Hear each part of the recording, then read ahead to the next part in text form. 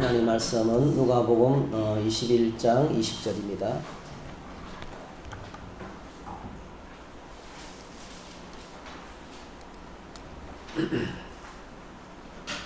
누가복음 21장 20절에서 오늘 28절까지입니다. 같이 읽겠습니다. 너희가 예루살렘이 군대들에게 에워싸이는 것을 보거든 그 멸망이 가까운 줄을 알라. 그때 유대에 있는 자들은 산으로 도망갈 것이며 성내에 있는 자들은 나갈 것이며 촌에 있는 자들은 거리로 들어가지 말지어다. 이 날들은 기록된 모든 것을 이루는 징벌의 날이니라. 그날에는 아이벤 자들과 젖먹이는 자들에게 화가 있으리니 이는 땅에 큰 환난과 이 백성에게 진노가 있겠으리로다. 그들이 칼날에 죽임을 당하며 모든 이방에 사로잡혀 가겠고 예루살렘은 이방인의 때가 차기까지 이방인들에게 밟히리라. 이를 성신에는 징조가 있겠고 땅에서는 민족들이 바다와 파도의 성난 소리로 인하여 혼란한 중에 공고하리라. 사람들이 세상에 임할 일을 생각하고 무서워하므로 기절하리니 이는 하늘의 권능들이 흔들리겠습니다. 그때에 사람들이 인자가 구름을 타고 능력과 큰 영광으로 오는 것을 보리라. 이런 일이 되기를 시작하거든 일어나 머리를 들라. 너희 속량이 가까웠느니라 하시더라. 아멘. 오늘 말씀을 가지고 일어나 머리를 들라 이런 제목으로 말씀을 나누겠습니다. 네, 헤롯 성전이 헤롯이 이제 유대인의 관심을 사기 위해서 주전 20년부터 완공이 된 때가 주 64년, 그러니까 84년 동안 건축된 이제 거대한 헤롯 성전이죠. 예루살렘 면적의 6분의 1이나 해당되고 그렇게 거대한 그래서 뭐 6월절 행사를 하면 사람들을 다 수용하는 거예요. 그 200만 명이나 되는 사람을 수용할 정도로 그렇게 우리나라 과거에 우리 이제 한국 기독교 100주년 기념 행사할 때 여러분 기억 그 사진 우리 앞에 복도에 걸려 있잖아요. 그때 모이는 사람들이 100만 명이거든요. 근데 6월절 행사를 하면 한 200만 명이 모여요. 전 세계에 흩어진 모든 유대인들이 다 모여드는 거예요. 그 200만 명의 엄청난 사람들을 그 성전이 다 수용하는 거예요. 그렇게 넓은 대성전을 이제 완공을 했는데요. 결국은 이제 주 64년도 그 헤롯이 죽고 난 다음에 68년 뒤인 헤롯이 이것을 건축을 시작한 헤롯이 죽고 난 다음에 68년 뒤, 그러니까 주 64년도에 헤롯 아그리파 2세가 완공을 합니다. 그러니까 뭐 이 예루살렘 성전이 그 웅장한, 여러분 돌 하나가 몇 메트나 있죠? 돌 하나가 길이가 20m가 넘는 것이다. 그 석축들, 그 돌들은 데서 그 거대한 돌들을 떠가지고 성전에 이제 성전을 쌓은 거죠. 이렇게 담벼락을 만들고 성전을 만든 겁니다.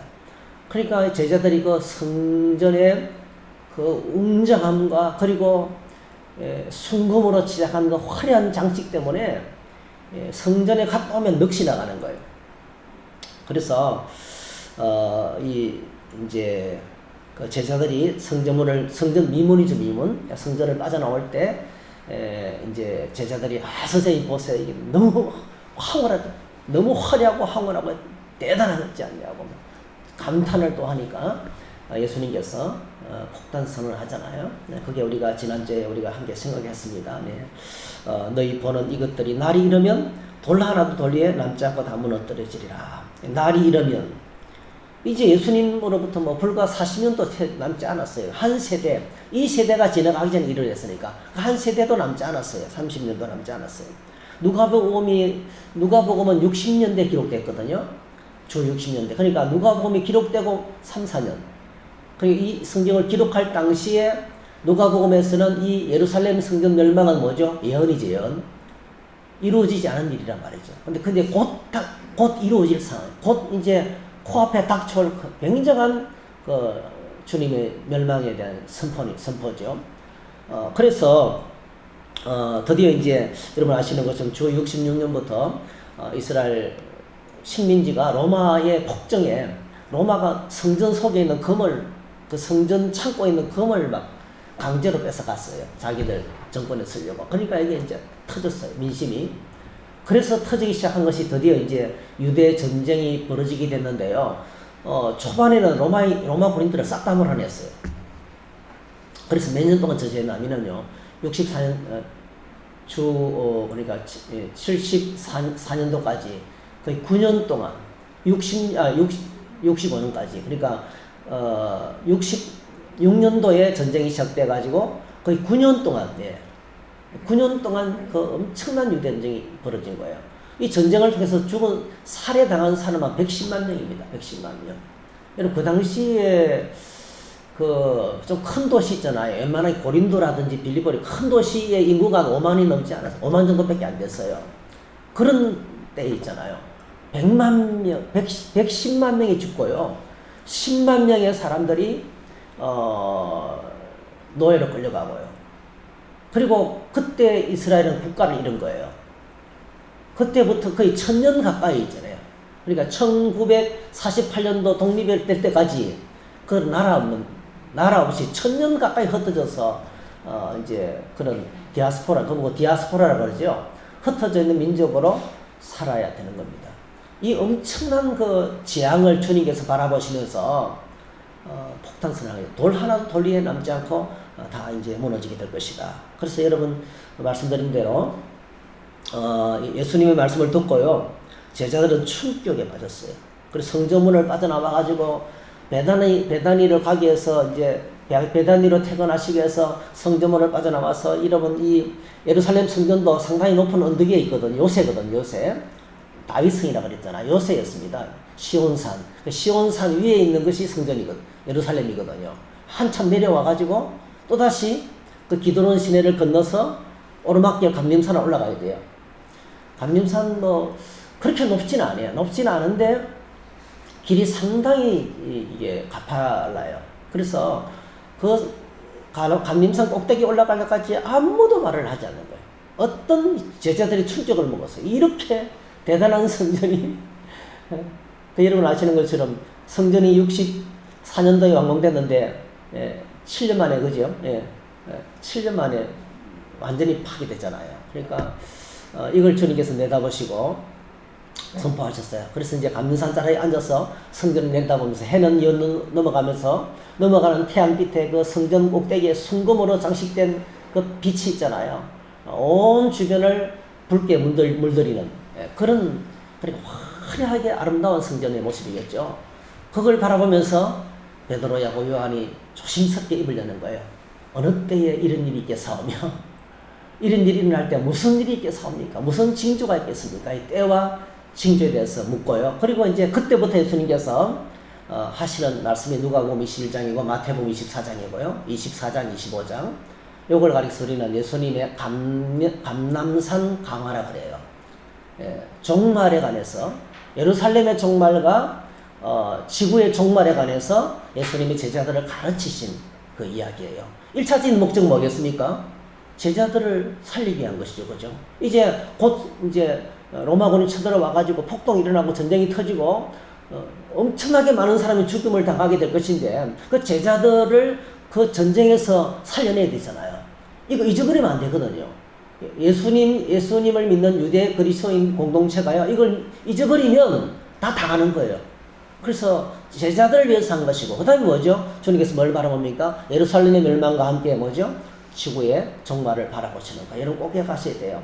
이 땅에 벌어지는 수많은 그 사건, 사고, 고통 있잖아요. 이런 것들은요. 전부 다 뭘 의미합니까?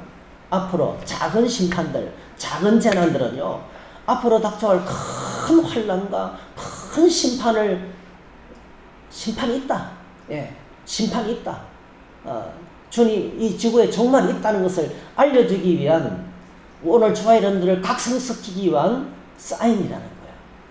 그래서 오늘 주와 여러분들에게 이 말씀을 들려주고 있습니다. 우리 모두는 종말의 시간 속에 살고 있습니다. 이 말을 꼭 기억하시기 바랍니다.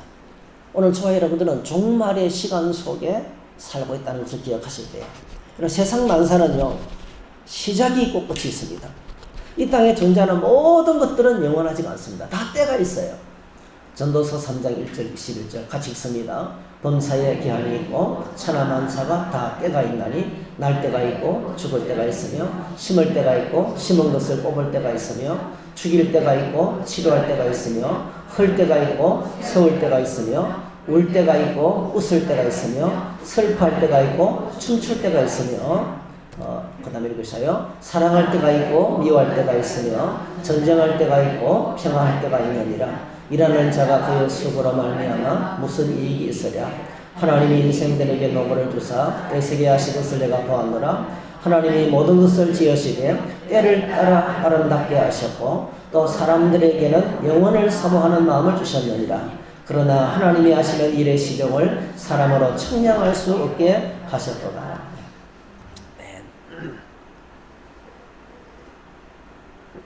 저는요, 이렇게 우리가 종말의 시간을 속에 산다는 게 감사해요. 이 말은 뭐냐, 시작이 있고 끝이 있다는 거예요. 만약에 끝이 없다면 어떻게 되겠어요? 오늘 저와 여러분들의 삶에 끝이 없다면 어떻게 되겠어요? 답답해서 못 살 거예요, 그죠? 오늘 아무리 급한 일이 있어도, 뭐 내일 하지 뭐. 내일이 있는데, 내일이 보죠. 오늘 저와 여러분들이 영원히 산다면요. 영원히 사는 존재라면, 끝이 없는 인생을 산다면, 물론 우리 영혼은 영원히 삽니다. 그죠? 우리 영혼은 죽지 않고 영원히 삽니다. 할렐루야. 그런데 오늘 우리의 삶 자체가, 오늘 현실의 삶이 끝이 없는 삶이라면 어떻게 될까요? 여러분, 끝이 있으니까요. 마무리가 되고 깔끔하잖아요.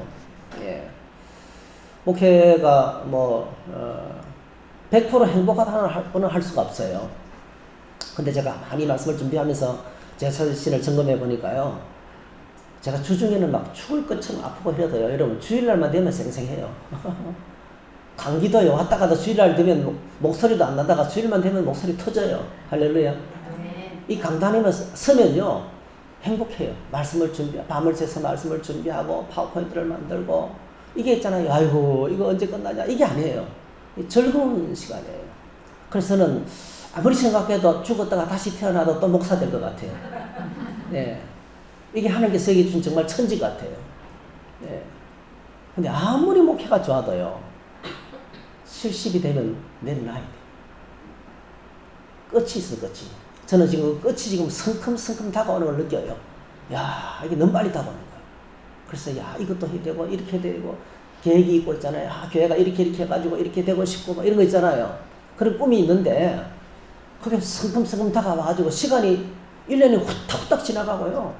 여러분, 벌써 1년 다 지나갔어요. 얼마나 빨리 시간이 지나가는지. 그런데 여러분, 오늘 성경에 보니까 이렇게 때가 있는데요. 11절.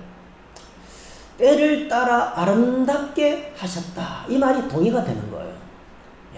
그러니까 열심히 일할 때가 있고, 또 물러날 때가 있고, 깔끔하게 물러나고, 그렇죠? 시작할 때가 있고, 하루가 끝날 때가 있고, 그렇게 힘든 하루가 시작됐지만은 끝날 때가 있으니까 좋잖아요. 끝이 날 때가 있으니까. 이걸 끝내고 집에 가서 푹 내 마음대로 풀어질 때가, 쉴 수 있는 때가 있으니까 얼마나 좋아요. 그러니까 여러분, 역사관도 마찬가지입니다. 시작이 있고 끝이 있다는 것은 굉장히 큰 축복이고요. 우리로 하여금 긴장하게 합니다. 긴장. 끝이, 그래서 오늘 저와 여러분들이 종말의 시간 속에 살아가면서 긴장하며 살아가는 것이요, 이게 인간의 행복입니다. 근데 아무 일도 없고요, 아무 계획도 없고요, 그냥 내 하고 싶은 대로 하고 있잖아요. 여러분, 정말 나에게 시간이 많이 주어져 보세요. 제대로 놀 줄도 모르더라고요. 어떤 사람들은 어쩔 줄을 몰라. 시간이 많아서. 그리고 몸이 풀어지면요, 얼마나 이게 생활 자체가 엉망이 되는지 모릅니다. 오히려 있잖아요, 바쁜 사람들이 교회 봉사도 마찬가지예요. 바쁜 사람들이 더 열심히 잘해요. 너무 시간이 많으면, 늘어지면요, 제대로 이게 조절이 안 될 때가 많습니다. 그래서 오늘 저희들이 이 종말의 시간 속에 살고 있는 것이 얼마나 감사한지 모르겠어요. 자, 그래서 오늘 저와 여러분들이 종말의 시간 속에 어떻게 살아야 할 것인가? 어떻게 살아야 할 것인가? 예수님께서 우리에게 제자들만을 위한 것이 아니고요, 우리를 위해서 지금 주시는 교훈을 우리가 계속 생각하고 있어요. 첫 번째로 우리가 한 가난한 가부의 헌금 예배를 통해서 하나님께서는 우리 인간의 외모를 보지 않고 중심을 보신다 이렇게 했어요.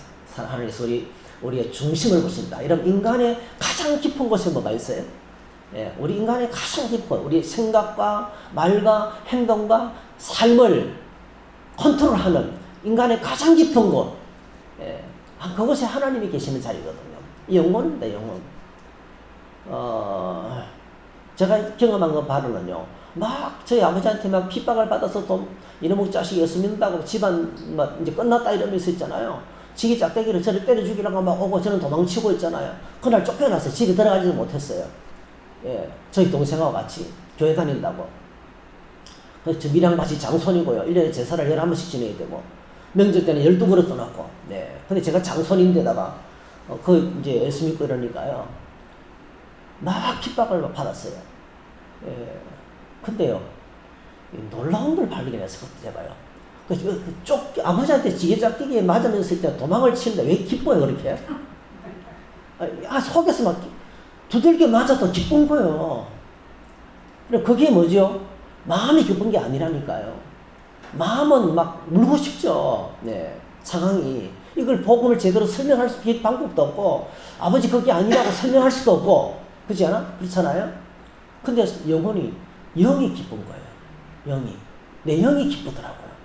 그래서 엄청나게 혹독스럽게 어려운데도 불구하고, 아버지가 그러면 이제 무서워서 가까이도 못할 거 아니에요. 그러지도 않아요. 또 이제 하룻밤 지나면 제가 또 쌩얼쌩얼 웃으면서 또 다가가는 거예요. 무섭지가 않은 거예요. 하나님께서 그렇게 이 영혼에 담대함을 주시더라고요. 그래서 제가 내려갔다가 부산에 공부 때문에 내려갔다가 또 이제 그 다음에는 어떻게 하냐. 우리 아버지가 술을 좋아하시니까 하여튼 그 당시 제가 이제 알바를 해가지고 고급 와인 아버지 제가 이 백화점에서 아버지 좋아하시는 걸 사왔습니다. 그러니까 뭐고 이러더라고요. 그러니까 술을 하니까 당신이 좋아하시는 술을 하니까 얼마나 좋아하시는지. 근데 아버지 술만 드시지 마시고 요것도 한번 읽어보시라고. 그래서 성경책도 드리고요. 알았다. 성경 받으시고요. 그렇게 해서 이제 전도하고 대화를 하고, 그러다가 이제 저희 아버지가 암에 걸리고 수술하시고 예수 믿으시고, 돌아가실 때는 밤새도록 찬송 부르다가 천국 가셨잖아요. 할렐루야. 영혼이에요. 영혼. 그러니까 여러분, 죽음이 다가와도 노래할 수 있는 것은요, 우리 가장 깊은 곳에 영혼의 기쁨이 넘치는 거예요. 주님이 우리 영혼의 중심을 보시는 거예요. 여러분, 영혼이 잘 되는 것은 뭘까요? 우리가 하나님을 만날 때 우리 영혼은 살게 돼 있어요. 여러분. 그 예배는요, 영으로 하나님을 만나는 시간이에요. 우리 몸의 가장 깊은 곳의 내 영이 하나님과 만나서 교통하고, 아멘하고, 찬송하고, 감사하고, 기뻐하는 것이 예배거든요. 그래서 오늘 저희들이, 하나님께서 우리 인간의 깊은 곳을 들여다보시는데요. 그런데 사실은 이제 우리 대부분의 많은 세상 사람들은, 그 내면보다는 그냥 겉에 보이는 거죠. 그죠? 겉에 보이는 것에 굉장히 신경을 많이 쓰면서 살아가고 있습니다. 뭐 세상은 언제나 보여주기에 피곤합니다. 사실은요. 더 좋은 자동차. 제가 자동차를 2대 갖고 있잖아요. 하나는 수동, 그죠? 액센트 수동 디젤, 액디슈라 해가지고요. 하여튼 연비가 끝내주는 차예요. 어쩌다가, 그거 하고 지금 이제 하이브리드, 그 차 2대를 갖고 있잖아요. 와, 이게요. 기술 차이가 엄청납니다. 액센트를 타면 진짜 구루마를 타는 것 같아요. 덜거덕거려요, 굉장히. 근데요, 이 신차를 타면요, 그 사양하고 이런 것들이 얼마나 좋은지. 그래서, 갈수록 점점 더 좋은 차를 사람들이 선호하겠다 싶은 생각이 들어요. 여러분, 자동차 살 때 있잖아요. 최신 사양으로 사세요. 그거는 정말 좋은 것 같아요.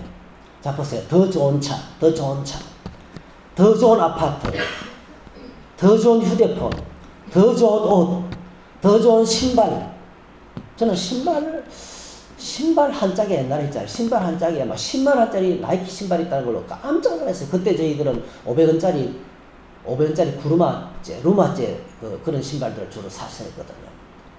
10만 원, 그때도 10만 원짜리가 있었어요. 지금은 뭐 몇십만 원짜리 신발, 운동화가 보통이더라고 보니까요. 시계, 명품 핸드백, 그리고 뭐 SNS에서 페이스북이나 인스타그램이나 엑셀인데서 사회적 네트워크에서 막 이렇게 보여주는 삶, 이런 보여주는 삶은 엄청 피곤합니다. 엄청 피곤합니다. 전도서 1장 8절에 보니까 모든 만물이 피곤하다는 것을 사람의 말로 말할 수 없으니 눈은 보아도 족함이 없고 귀는 들어도 가득 차지 않는다는 거예요.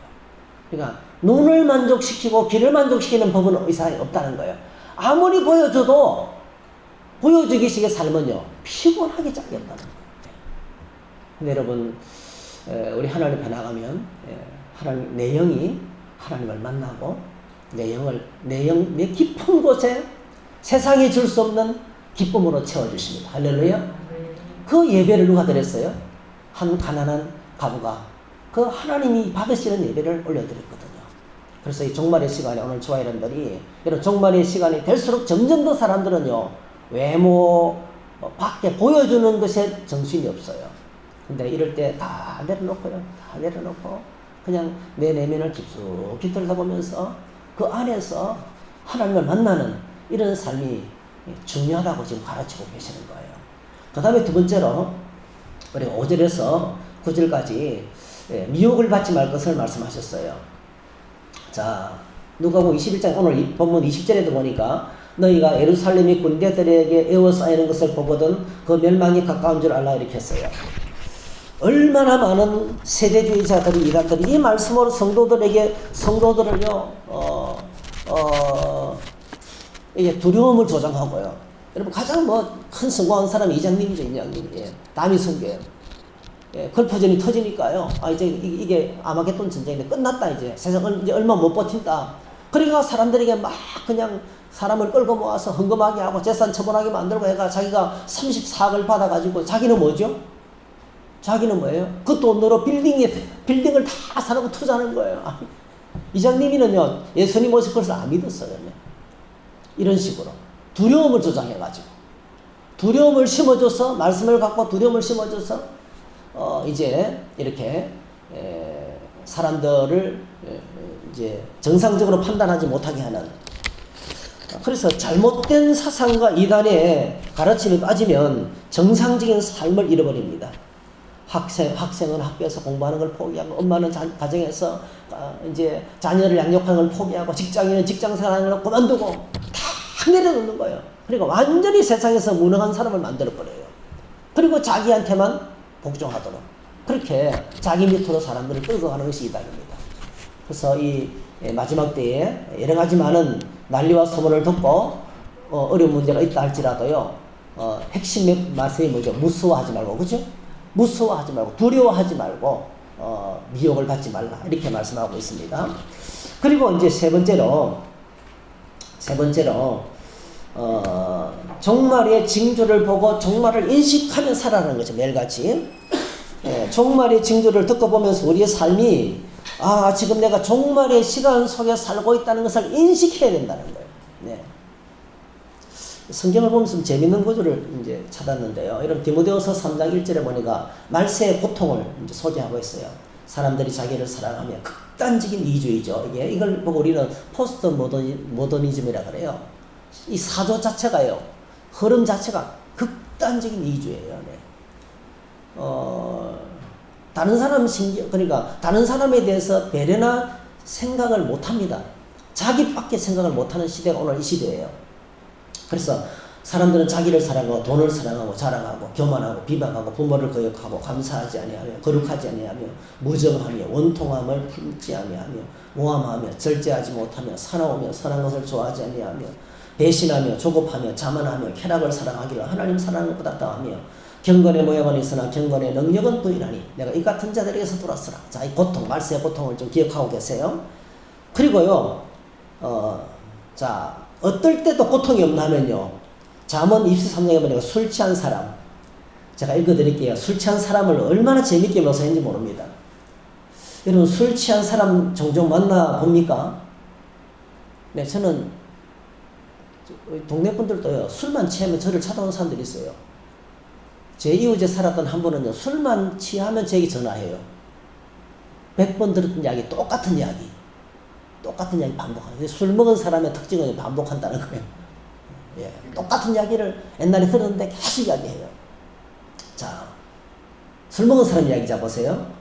재앙이 네게 있느냐, 근심이 네게 있느냐, 분쟁이 네게 있느냐, 오망이 네게 있느냐, 까닭 없는 상처가 네게 있느냐, 붉은 눈이 네게 있느냐, 술에 잠긴 자에게 있고 혼합한 술을 구하러 다니는 자에게 있느니라.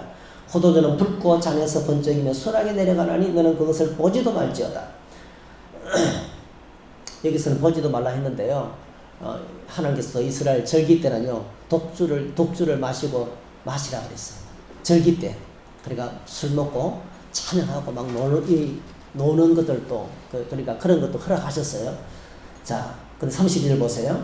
그것이 마침내 뱀같이 물 것이요. 술에 취했을 때 독사같이 쏠 것이요. 33절. 내 눈에는 괴이한 것이 보일 것이요. 내 마음은 구부러진 말을 할 것이며, 마음이 구부러진 말이 아니고 혀가 구부러진 말을 하는 거예요. 이제 34절 보세요. 너는 바다 가운데 누운 자가 될 것이요.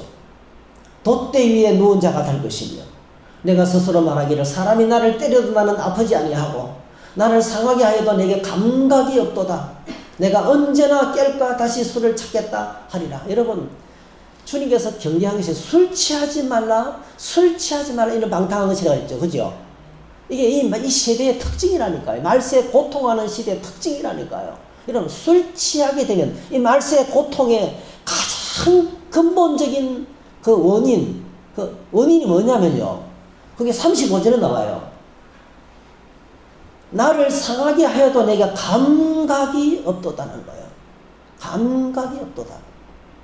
이 말세는 사람들이요, 아무리 심각한 이야기 해도 감각이 없어요. 정말 자기 자신에 관해서 이렇게 심각해지고요. 야, 내가 이렇게 살아도 되는 것인가? 있잖아요. 눈물이 글썽이고, 자신을 돌아보는 시간이 있는 사람은 희망이 있는 사람이에요. 한 번씩 가다가 술을 먹고 있잖아요. 와, 내가 바로 이렇게, 내가 지금 살아가는 것이 이렇게 사는 게 맞는지 모르겠습니다. 내가 있잖아요. 내가요.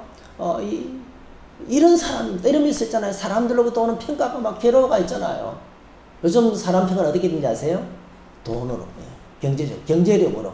내가 이 정도밖에 되지 않는 것에 대해서 막 괴로워서 절절해요. 그러면서 막 이렇게 막 이야기하는 사람들이 있거든요. 그런 사람들은 희망 있는 사람들이에요. 계속 안에 고민이 있는 그 고민과 아픔을요, 그러니까 인생을 내가 이렇게 정말 살아도 되겠는가에 대한 그 질문이 있는 거예요. 그래서 제가 속으로, 이런 사람을 향해서요, 괴테가 말했어요. 방황 끝에 구원이 있다고 그랬어요. 그런 방황이 필요한 거죠. 그런 고민이 필요한 거죠, 사실은. 근데 이제 심각한 것은 뭐죠? 감각이 없어요. 감각이 없는 거예요. 네. 그래서 에베소서 4장 18절에도요, 그들의 청명이 어두워지고 그들의 가운데 있는 무지함과 그들의 마음이 굳어짐으로 말미암아 하나님의 생명에서 떠나 있도다. 이 세대가, 자, 그들이 감각 없는 자가 되어 자신을 방탕에 방임하여 모든 더러운 것을 욕심으로 행한다는 거예요. 죄를 지어도 감각이 없어요. 사람을 찔러 죽이도 감각이 없는 거예요. 이게 바로 무정이죠. 무섭죠. 무정한 거예요. 이게 오늘 시대의 특징이에요. 사람들이 막 죽고 넘어져도요, 안타까움이 없어요. 여러분, 감각 없으면요, 희망이 없어요. 희망이. 오늘 저와 여러분들에게 정말 중요한 것은요, 종말의 징조를 보면서 매일 들리는 뉴스가 종말의 징조거든요. 그런데 지금 종말이구나라는 인식이 없을 때 그 무감각한 것이 너무너무 심각한 문제라는 거예요. 그래서 오늘 저희들이 날마다 들리는 뉴스를 들으면서요, 오늘 내가 살아가는 시대가 정말 종말이구나. 주님이 곧 오실 수 있구나. 이 종말에 대한 깨어있음을 갖고 계시기를 축복합니다.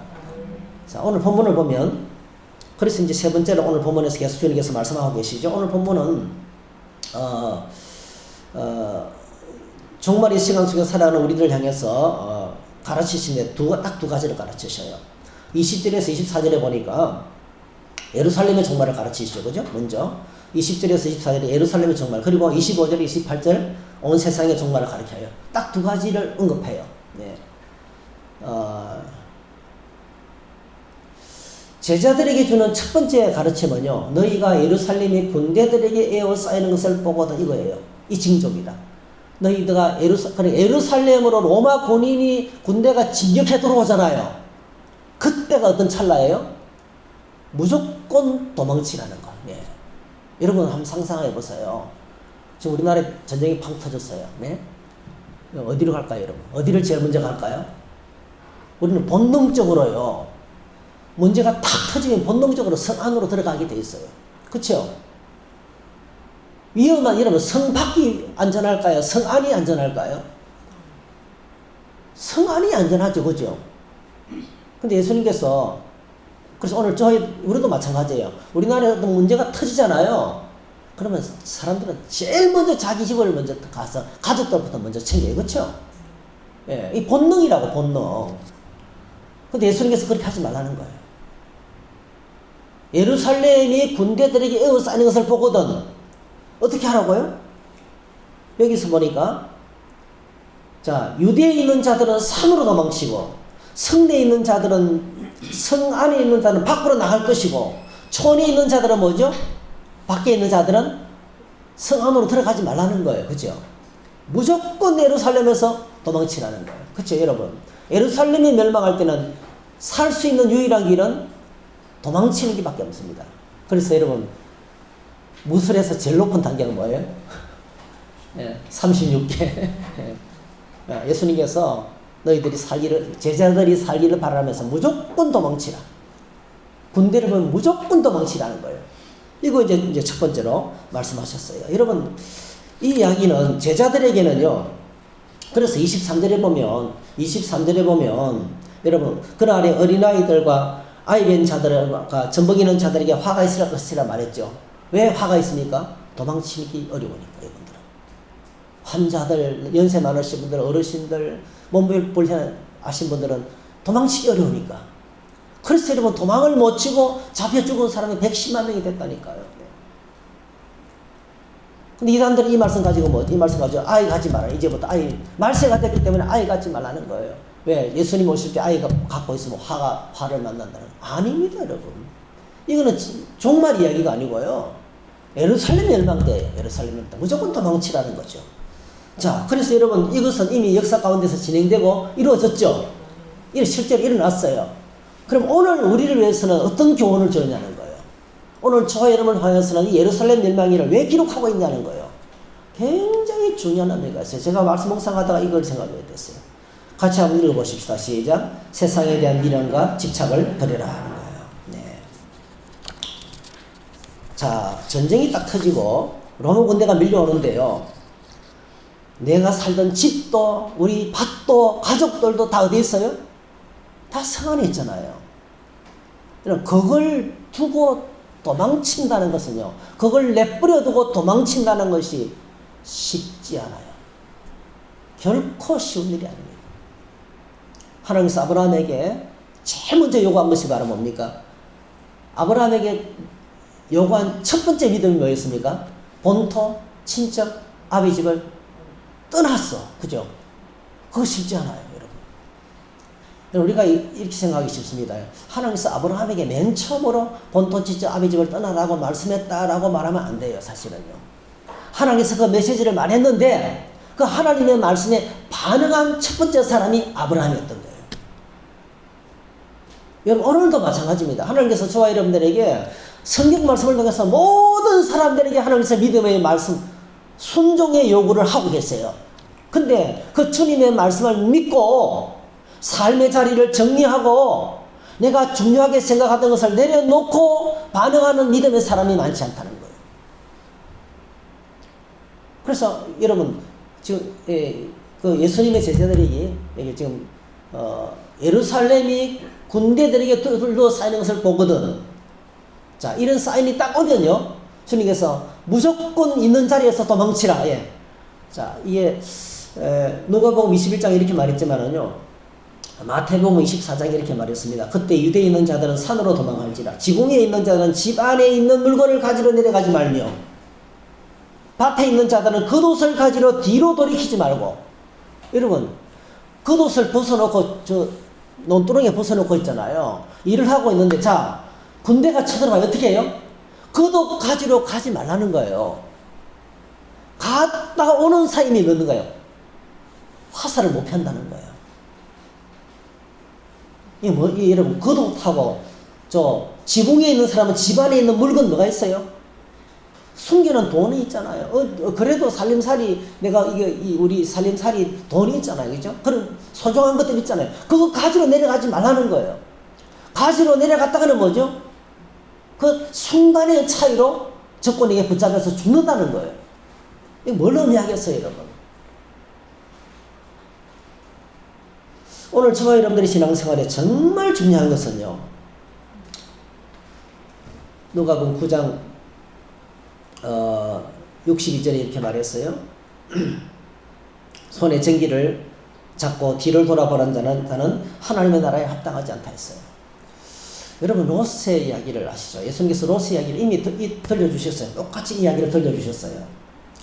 노아가 방주에 들어가던 날까지 사람들이 먹고 마시고 장가들고 시집가더니 홍수가 나서 그들을 다 멸망시켰으며, 또 롯의 때와 같으리니 사람들이 먹고 마시고 사고 팔고 심고 집을 짓더니 롯이 소돔에서 나가던 날에 하늘로부터 불과 유황이 비롯하여 그들을 멸망시켰느니라. 인자가 나타나는 날에도 이러하리라. 그날에 만일 사람이 지붕에 있고 그의 세간이 그 집안에 있으면 그것을 가지러 내려가지 말 것이요, 밭에 있는 자도 그와 같이 뒤로 돌이키지 말 것이니라. 롯의 철을 기억하라는 거예요. 지금 이 말씀 누가복음 앞에 17장에서 누가복음 10장에서 마지막 종말의 때를 이야기하면서, 그리고 여러분, 예루살렘의 멸망은요, 예루살렘의 멸망은 끝나지 않고 뭐죠? 그는 장차 올 예수님의 재림으로 말미암아 지구의 종말을 위해서 미리 보여주는 한 사건이라는 거예요. 그래서 우리가 가질 수 있는 큰 교훈은 이 세상에 대한 미련과 집착을 끊어야 된다는 거예요. 그걸 내려놔야 된다는 것입니다. 네, 누가복음 9장 62절, 손에 전기를 잡고 뒤를 돌아보는 자는 합당하지 않다는 거죠.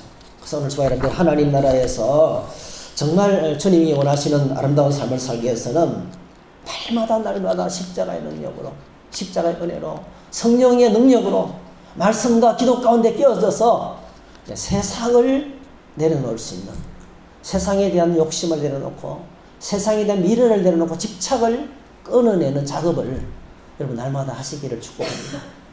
그래야 하나님 나라에 합당합니다. 얼마나 많은 분들이 세상에 붙잡혔어요. 이것 때문에 신앙의 힘이 다 빠져나가요. 능력을 다 잃어버리고 맙니다. 그 다음에 두 번째로는요, 오늘 본문에 보니까 일어나 머리를 들으라고 주님께서 말씀하시는데, 먼저 이제 종말의 시간에 이런 일이, 무서운 일들이 벌어지게 될 것이라는 거죠. 이를 성심의 징조가 있겠고 땅에는 민족들이 바다와 파도의 성난 소리로 인하여 혼란한 중에 공고하리라. 사람들이 세상에 임할 일을 생각하고 무수함으로 기절한다. 자, 하늘의 권능들이 흔들린다. 요한계시록에서는 하늘이 뭐죠? 두루마리처럼 말려서 없어진다 그랬잖아요. 그러니까 예수님 종말 직전에는, 이 우주 종말의 직전에는요, 모든 사람이 다 알아요. 네. 모든 사람이 다 압니다. 네. 그러니까 모든 사람이 느낄 수 있어요. 네. 엄청나게 무서운 일들이 벌어지게 된다는 거죠. 그러니까 상상을 초월하는 그 전에 있는 징조가 지금 늘 벌어지는 이런 징조를 넘어서서 임박할 때는 큰 징조들이 나타난다는 거예요. 자, 우리가 중요한 것은요, 그때는 우리가 알아야 될 것은요, 우리가 살아갈 수 있는 유일한 길은 뭘까요? 그럼 그때는 도망갈 데가 필요 없어요. 도망갈 때 이 옛 하늘과 옛 땅이 떠나가기 때문에요. 새 하늘과 새 땅이 임하기 때문에요. 도망갈 데가 없어요. 예. 달도 핏빛으로 물들고 별도 떨어지고 태양의 권능도 흔들리고 하늘이 두루마리처럼 말려서 사라진다 그랬잖아요. 뭐 성경 해석하는 사람에 따라서는요, 그 별들이 떨어진다는 것은 큰 제국들이 떨어진다. 이게 큰 나라들이 망한다. 미국도 망하고 뭐 소련도 망하고 뭐 예를 들어서 큰 나라들도 그냥 흔들린다. 그렇게 아주 과도하게 상징적으로 해석하는 분도 있지만은요, 사실은 그렇지 않아요. 예수님이 다시 오실 때는요, 그 전에 징조가, 여러분 한번 상상해, 청주시에요, 대통령이 딱 오면 어떻게 되는지 아세요? 거리에요, 경찰관들이 쫙 깔려요. 대통령이 지나가는 모든 교차로마다요, 교통신호를 조작해가지고 그냥 쫙 달리도록 해요. 그리고 그 앞에 뭡니까? 맨 앞에 경찰 사이카가 요란한 사이렌 소리를 울리면서 칸바이 차가 가고요.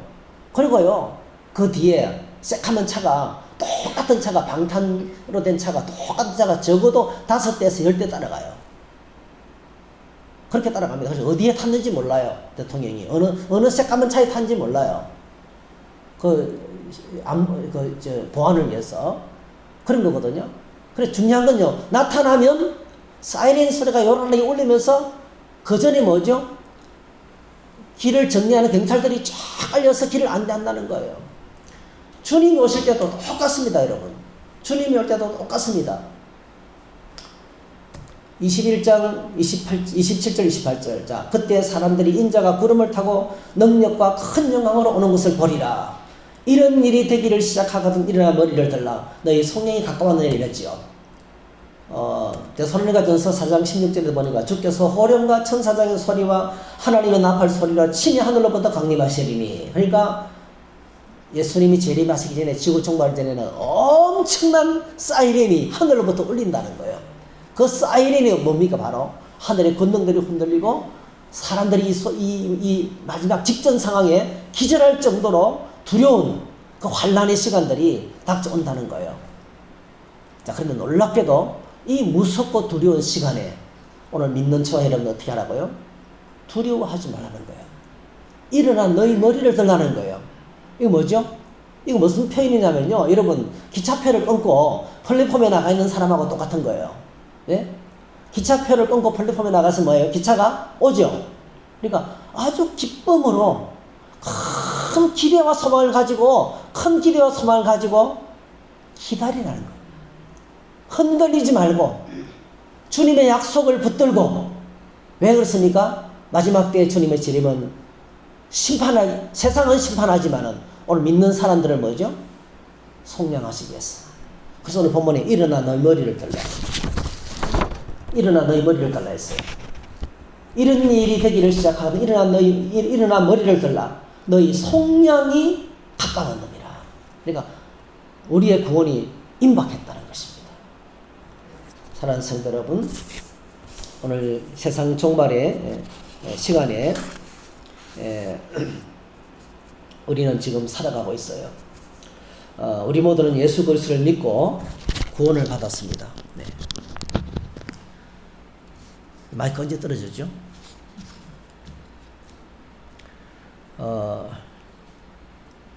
자, 제사함 받았고 의롭다함을 얻었고 하나님이 자녀가 되었고 새로운 생명을 받았고 그리고 영원한 천국에 들어갑니다. 이게 이제 우리가 받은 구원이죠, 그죠?